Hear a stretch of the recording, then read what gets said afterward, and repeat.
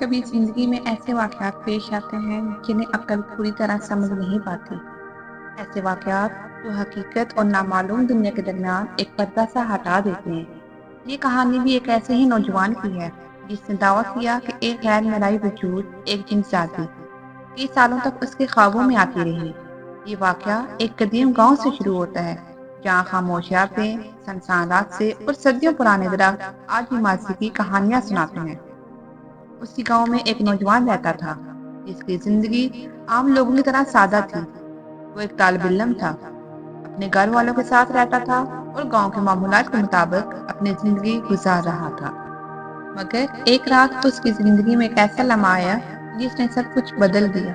اس نوجوان نے بتایا کہ ایک رات اسے ایک عجیب خواب آیا۔ خواب میں اس نے ایک اجنبی لڑکی کو دیکھا جو سفید لباس میں ملبوس تھی۔ اس کے چہرے پر عجیب سی خاموشی اور آنکھوں میں گہری اداسی تھی۔ وہ کچھ بول نہیں رہی تھی، صرف خاموشی سے اسے دیکھ رہی تھی۔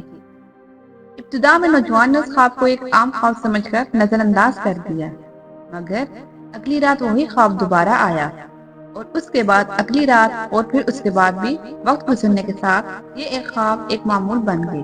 تقریباً ہر رات وہی لڑکی خواب میں آتی، خاموشی سے اس کے قریب کھڑی رہتی اور پھر آہستہ آہستہ غائب ہو جاتی۔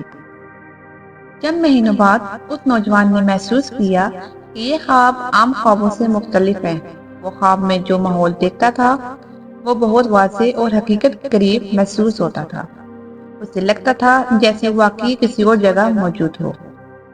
گاؤں کے بزرگوں کے مطابق ایسی روایات صدیوں سے سنائی جاتی رہی ہیں کہ بعض اوقات جنات انسانوں کے خوابوں میں ظاہر ہوتے ہیں۔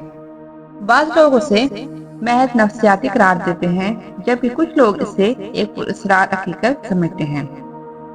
گاؤں کے بزرگوں کے مطابق ایسی روایات صدیوں سے سنائی جاتی رہی ہیں کہ بعض اوقات جنات انسان کے خوابوں میں ظاہر ہوتے ہیں۔ بعض لوگ اسے محض نفسیاتی کیفیت قرار دیتے ہیں، جبکہ کچھ لوگ اسے ایک پراسرار حقیقت سمجھتے ہیں۔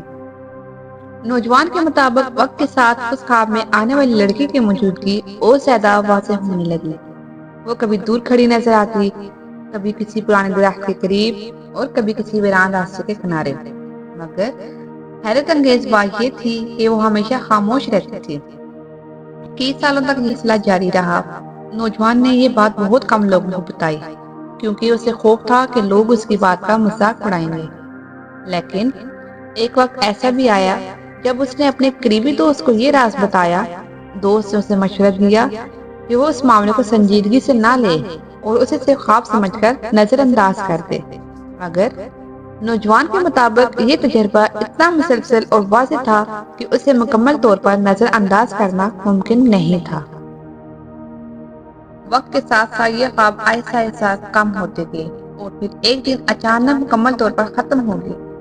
نہ وہ لڑکی دوبارہ خواب میں آئی، نہ وہ عجیب سا احساس دوبارہ محسوس ہوا۔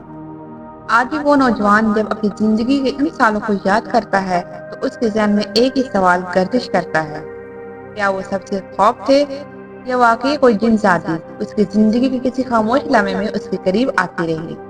یہ سوال آج بھی اس کے ذہن میں موجود ہے۔